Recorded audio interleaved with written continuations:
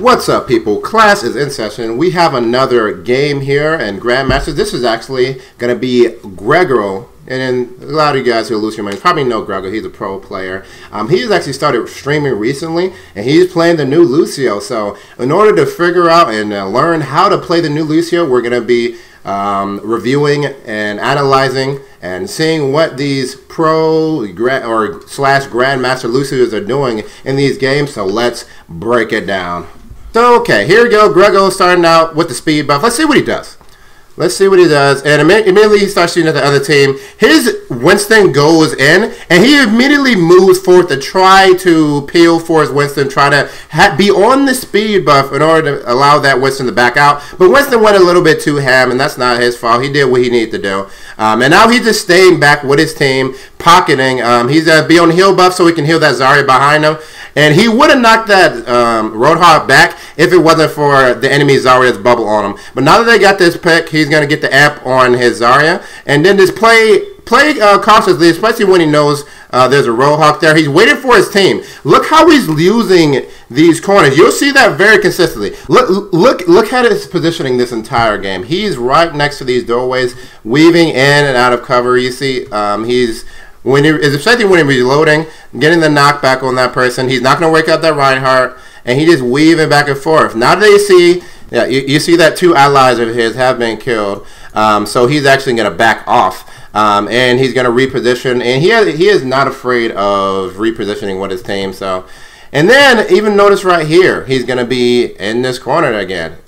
So, it allows him to shoot, still get the line of sight on, the people he needs to have the line of sight on, like his Zarya here, but also allows him to stay next to the corner, out of line of sight of this Reinhardt and the other enemy team. And he'll be doing that very consistently. So, I just want you guys to watch out for that this entire game. Just look and see how he positions himself. There we go. So now that he stayed for as long as he could to back up his Zarya, but she got caught out, and he just backs up. He doesn't just try to go in, run in 1v6. He backs up and regroups with his team, and he's gonna stay again right next to these corners, weaving in and out of line of sight, especially when there's a Roadhog. Unless there we go. He sees the Roadhog hook, 8-second cooldown. That means he has a little bit of leeway for 8 seconds, but boom. Roadhog still does the damages, even with the hook down, and we know the hook is down because we saw it. Even if you guys couldn't hear it, you saw the hook, 8-second cooldown. He just got one shot by that Roadhog. Roadhog is, oh my god, I hate Roadhog. I hate Roadhog, and I'm sure he does as well. Imagine the deaths he avoided by playing so close to the corner. He's gonna wait for his team to get the taxi on that team, man. Good. All good stuff here. All good stuff here. And his team did take the point without him. Nice. He's communicating this entire time, but I want you guys to focus on his gameplay first, and then maybe later on we'll focus on team chat.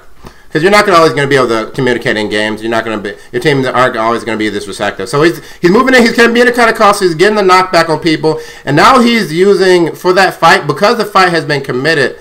He's actually going to drop the beat here.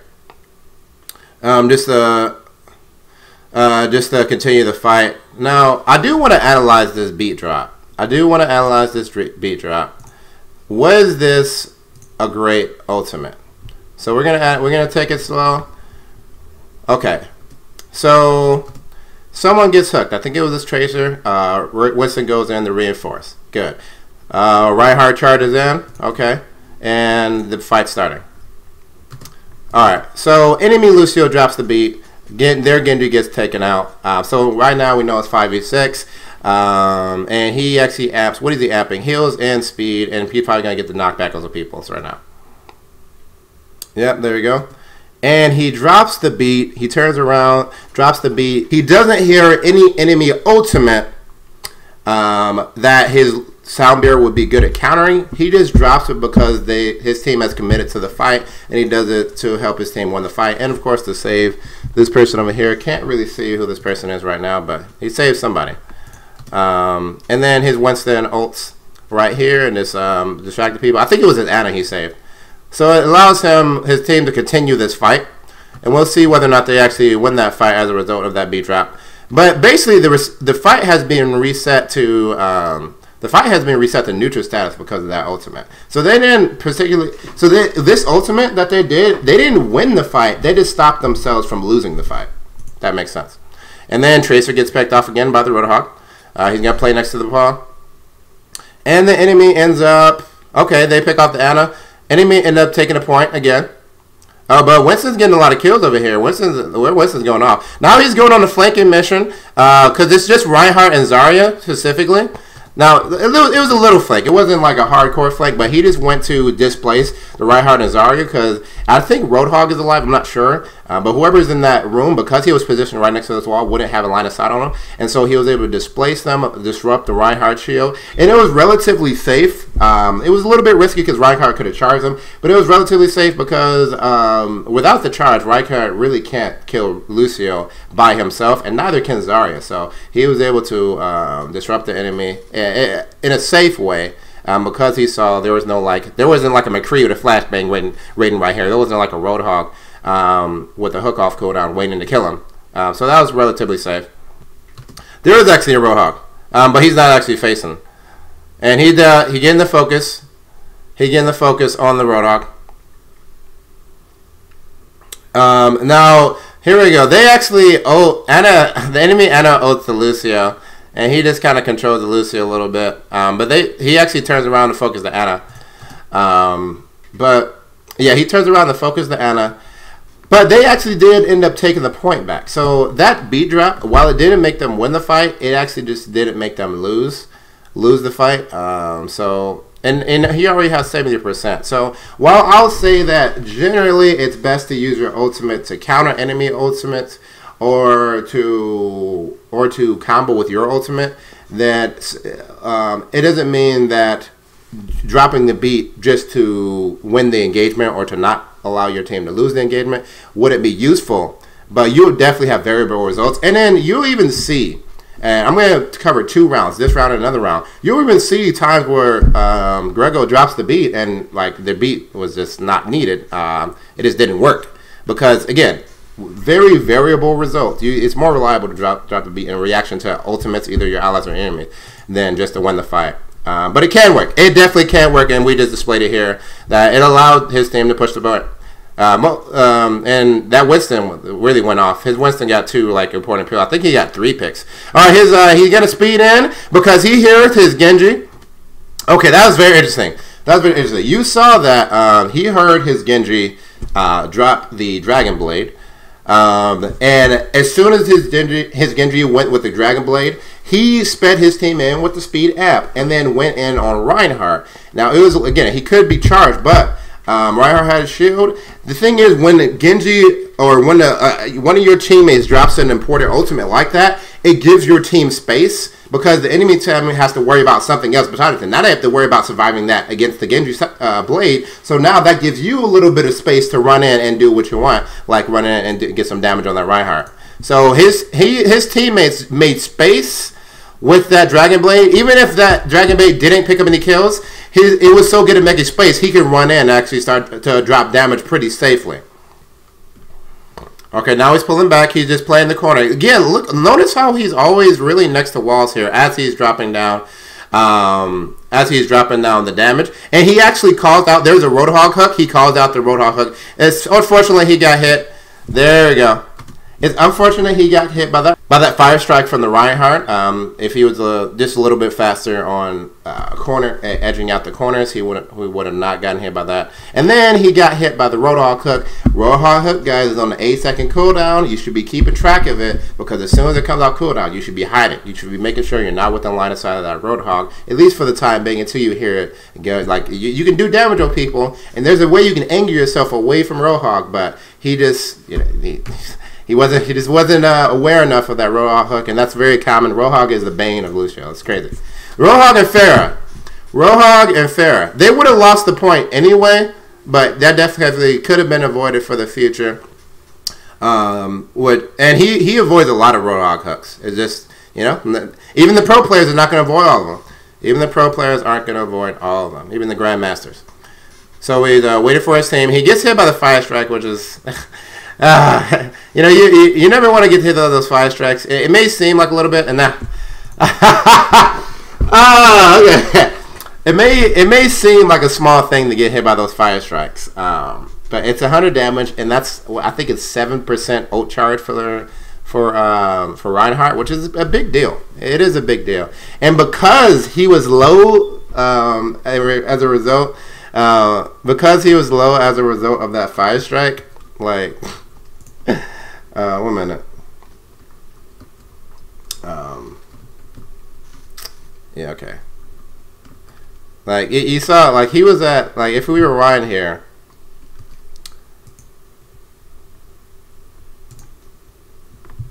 Alright, so if we rewind here, we see that, alright, he goes down to 180. I think this is a Zarya bomb, right? You can see his health right there. And then, because he's not paying attention, he goes down to 80 health. He goes down to 80 health right here. And he doesn't heal himself. And it's like he doesn't care. You know, he's like, whatever, I'm in my spot, I'm safe. And then he goes to 85 and he's using the speed buff. And then Zarya is like, kablooey. You just gotta, you know, sometimes those fire strikes. He died because of that fire strike. That's what it was. There we go. All right, there we go. Oh, this is really good. Like to see that. So, you're going to want to save your knockback when around Roadhog if you think you can get close enough, because if Roadhog grabs one of your allies and you're right next to him, you can knock Roadhog back and throw off his aim. He saved that teammate there. So, when you're around Roadhog, try to have some discipline. Do not use the hook code. Do not use the knockback cooldown if you suspect that Roadhog has his hook up, because then you can use that knockback. You don't want him. You don't want the Roadhog to hook someone when you not have your knockback. That'd be no good. He's getting on the Hog. He just shot the Hog in the back because Hog's an easy target to hit, and he knew that the Hog cooldown, the Hog hook was on cooldown because he just used it. That's 8 seconds of freedom, as long as Roadhog doesn't turn around and one-shot him. Which can still definitely happen, but if you're dodging and being evasive and you know, AD spamming and switching your crossfade up and using your wall ride and all that, you're hard to hit. It's sometimes with luckier than others. All right, here he goes, there he goes. Got the McCree. He was controlling space right there. And he's just kind of circling the Roadhog and putting the damages on the Roadhog. He's helping his Winston attack the Roadhog because, again, Roadhog is really easy very easy to kill because he's just so big. He is so big. And you see here, here's the thing. They had, who was on the line? There's Lucio, there's the Tracer. He killed the Ana, he killed the McCree. And then there's the Hog. So he chose to focus the Hog and help his Winston focus the Hog. If there was an Ana, then Ana may have been a better target. But because the Roadhog was right next to him, he didn't have to go out of his way to go kill this Ana. Like, he didn't have to know where the Ana was. There's a big target right next to him, and he didn't see that this Roadhog was being healed. So Ana clearly wasn't close by, right? Close by enough. So the Roadhog focus was good. The thing about focusing targets is it's much safer to focus the target nearest to you, especially when you're nearest your teammates as well. So you could, if you wanted to, go after the Ana, and he does. You'll see him go after the Ana quite a bit. But it's safer to focus the Roadhog, and you're effective at focusing the Roadhog because of the recent damage buff for Lucio. So they end up winning this round. This game is actually really close, and that's why I chose this game. They go to 2-2. They go to 2-2, and let's show another round that's really, really, really close. You're gonna do the speed buff. Get the speed buff on his team. Standard stuff here. Standard stuff. His teammate got hit by by something. Oh, he got hit by the Helix Strike, and then he did not get hit by that Fire Strike. So he doesn't. Again, he did. He makes sure he's positioned properly to best avoid those. Now he got hit by something. What did he just get hit by? What did he just get hit by? So he's at 200 health here. Fire Strike again in his face. He gets hit by the Fire Strike again. Like, it's so hard to avoid the Fire Strike. But that's one thing. Like, Lucio's, again, even pro players, Grandmaster players, they'll get hit by this. You do not need to get hit by this Fire Strike. You definitely do not. All you need to do is keep a mental cooldown, a mental note of the cooldown. It's 6 seconds long.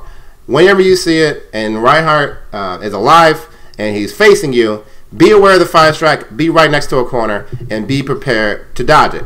Because this is, again, 7% of Reinhardt's ult. And also, now he has to waste time amping himself. Like, that's a... like, it's not a huge waste of time. Like, he still gets ultimate charge off of this. But now, if one of his allies are super hurt, then he won't have it up. And now it's good that Zarya is also a little hurt here. So Zarya's really hurt by this, but you guys do not get hit by those fire strikes. Like, you do not. Just don't do it. Just don't do it. Keep track of that cooldown. Yeah, he gets really low, but he heals himself back up. It's good. It's good. It's good. All right. All right, he's pushing his team to back up. He's hitting a speed buff. There it goes again. Man, the fire strikes are OP. This is a GrandMaster game. GrandMaster players get hit by fire strikes. It's okay that you get fire strikes. Just make note of the cooldown. Just make note of the cooldown. Fire strikes OP, man. Fire strikes OP. OP. So now his team's behind. But let's see. We want to see what he does when his team's behind. Because spoilers, he wins this game. Spoilers, he wins. So he's really behind right now. He's really in a bad position. He's going to move in, pocket his Zarya. He's not going to run in into the enemy team. He's going to pocket his Zarya, give her the speed she needs to do her damages, and just drop down some support damage. Oh, he got hit by the fire strike again. He got hit by the fire strike again. I feel like he was actually trying to avoid it this time. But it's just like, it comes out. You have to be real quick on those on your reflexes there. That's another time he needs to spend healing himself. And that's less time he has that he can be on speed. So the enemy Genji just used a Dragon Blade. Because he got hit by that fire strike, like, he is now within one shot of that Dragon Blade, unless he pops to heal himself. But I think Ana threw a grenade, but enemy Genji went after him. So one thing you can do to avoid those fire strikes as well is try to make sure you're not lined up with your team. Now it's hard because you're Lucio, you always want to be right next to a team. But also just being next to those corners and just having the proper reflexes, because fire strikes have like led to this guy, the fire strikes have led to this proper position. Like, getting hit by these fire strikes have led to him being in these really horrible positions right now. There we go. Okay, he got hit by the Dragon Blade, and he was one shot from 150 health. You guys see that? Like, Jesus. All right, let's watch that again. Let's watch that again. Like, he was one shot from 150 health. There we go. Okay. Okay, he did good though. So he got hit by the fire strike. Ana immediately hit him with a grenade, and then he turned around, got the knockback on the Genji, and then he was able to speed because he didn't actually have to heal himself. So that was good. This is all good. It's just that the Ana grenade hit him. So this 50 damage is from Genji's dash. So that put him, and then he turns around and with the Ana, with being powered by the enemy Ana buff, was able to take him down, because I think Genji's Dragon Blade does 180 damage because it's 50%. So I think it's 180 damage. That's a lot of damage with the extra 50%. So yeah, it is 180 damage. But that's a lot of ultimates that the enemy just used. I mean, they just use Genji and Ana ultimate, so that's something you can play around. That's definitely something you can play around here. All right, they're trying to regroup. So again, his team's in a very bad position here. Let's see how he gets out of it. He's dropping down the damage to see if he can get his ult. Seeing if he can get his ult here. Okay, he speeds his team in because he sees that his Zarya is a little split up from the enemy team. The enemy soldier drops the nano visor, and he backs out. The Tracer takes the health pack, but he can heal himself, so that's fine. There we go. All right, so now we have this ultimate here, and here's the thing. Here we go. He hears the fire at will from his Zarya, right? She fires at will. He sees the Reinhardt. Reinhardt throws a fire strike. He speeds in, right? And then he breaks it down. As he's starting to break it down, Zarya picks up these 2 kills, right? Zarya picks up Ana kill as he breaks it down, and then as soon as the beat drops, Zarya picks up the Zarya kill on the enemy Zarya. And then you can see here, this is Zarya. She's low health, but the enemy Reinhardt has already sent out the fire strike.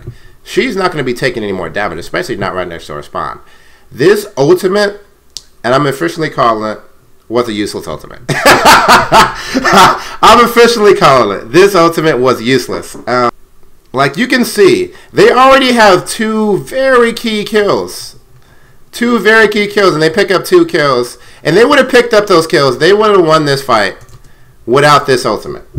This is an instance of just ulting just to make your team win the fight. Is just it has variable results. So I don't want to say. So this was a bad ultimate, but I want to make a distinction and not say that this was Grego making a bad decision, because he couldn't have known all the variables, in the moment. Like he saw that this team was fighting, he saw that Zarya is going in. It could have been a good ultimate. It just so happened that it wasn't. But in these games, it's very important that like in these games, this kind of ultimate could lose you the game. Like this didn't do anything. It could lose you the game. So these ultimates are variable. Let me tell you, these ultimates are variable. Alright, so now you guys can hear them talking in team chat, because I just want you to focus on my voice, so I'll just tell you. They're talking about what ults the enemy team has. So they are communicating and trying to keep track of it. And he hears the Genji. He's just going to control him. Now he's going to move in, and Reinhardt just gets picked off real early. And they drop the beat. And they drop the gravity well.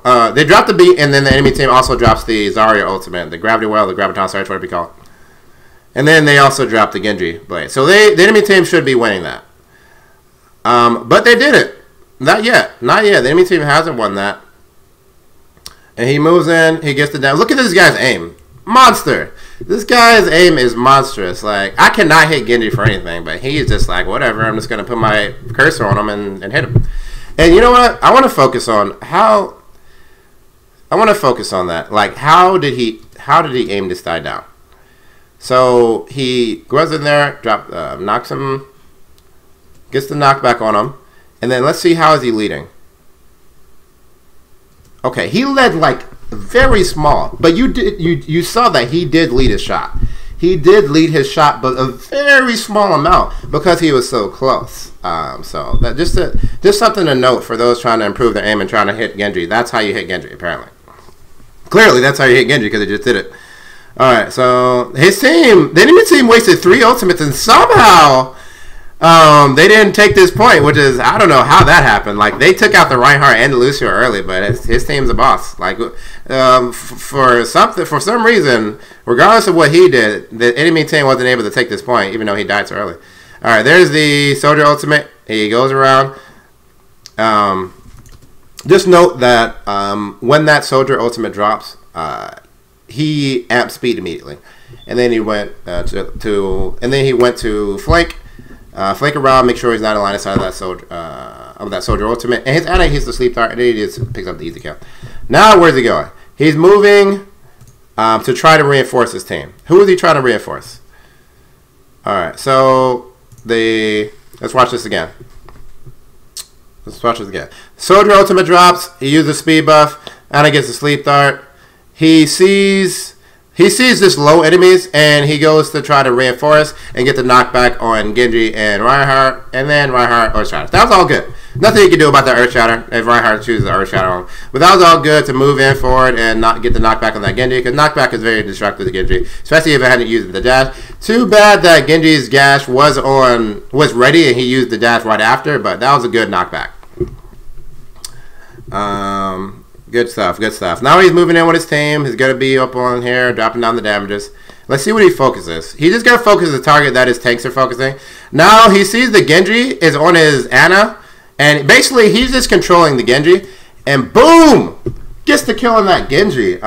So pretty much he was just, how we took that fight is he stayed back, he saw his Reinhardt and Zarya focus the target, and he just fired some damages on those targets, helped them shoot at the target. Then once he saw Genji was flanking, he knows he has an Ana. And then so he actually controlled the Genji space, knocked him back, and then when Genji eventually dashed in on the Ana, well, that's Genji's dash. Like, he had to dash in on the Ana. That means that Genji's mobility is severely limited if he does not pick up a kill. So if he stops that Genji from picking up the kill, that Genji is pretty much dead, because the Genji can't escape. Not a Lucio. Genji without his dash can't escape a Lucio. So he turned around, protected the Ana, got the kill, and because Genji pretty much fucked himself. He pretty much fucked himself by dashing in like that when Lucio was on him, and he took advantage of it, and with his good aim, got that kill. And then they took the point here. His team was able to pick up that point because Ana was able to continue heals because Lucio was protecting his Ana. All right, now they're pushing up. He's actually ordering his team to push up because the team's fight is there we go. They got a pick. Tracer picked up the picture of Genji again. Nice. And okay, here's interesting. All right, so he drops the beat again, and this is probably the last fight. He drops the beat because he sees that the enemy team is on the point. So he wants to drop the beat so his front line doesn't fall, even though he doesn't know what damage they're going to take. And he's going to go back to this point to reinforce whoever's on the point. And that soldier did get his ultimate, but notice, by the time the fight starts, all the barrier is completely gone. So this was another useless ultimate. But again, I will say this wasn't a bad decision because the front line could have taken a bunch of damage. But when you ult not in response to enemy ultimates, you're going to have variable results. There we go. And he's going to focus the D.Va. And they actually won. They actually won it. They were actually able to stall it. So again, good. Now I said he used the ultimate. His front line didn't fall. His front line didn't fall. Now if that Reinhardt would have gotten the point, that would have been a different story. But variable results. So again, I won't say that's a bad decision. Just note the individual results of ultimates that are not used in combination with the ally ultimate or used in response to an enemy ultimate to counter it. I think I broke that down pretty well. That was a lot to learn from that gameplay. That was really good gameplay. I learned a lot, guys. This is Grego, pro Lucio player. If you're a Lucio man, you probably already know him. GrandMaster game. Hopefully that was helpful to you guys. It was really helpful to me. This has been Professor Ganymede. Thanks for watching. Class dismissed.